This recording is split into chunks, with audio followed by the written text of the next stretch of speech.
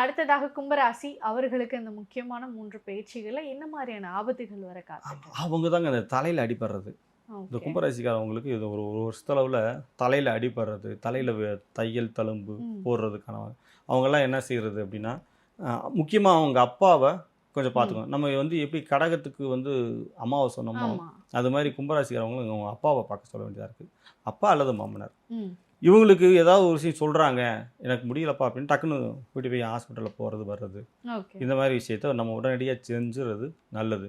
இல்லைன்னா என்ன ஆகுது அப்படின்னா, அவருக்காக தேவையில்லாத மருத்துவ செலவு அந்த கும்பராசிக்காரவங்களுக்கு வரணும்னு அவசியம் இல்லை. ஓகே. அவங்க அப்பாவுக்கு வந்தாலும் அவர் ஸ்ட்ரகிள் ஆகத்தானே போகிறாரு. ம். இப்போ நான் இருக்கிறேன், எனக்கு ஒரு பிரச்சனை வரணும்னு இருக்குன்னா அது எனக்கே வரணும்னு அவசியம் இல்லை. வீட்டில் யாருக்காவது வந்துட்டாலும் அது என்னையத்தானே பாதிக்குது.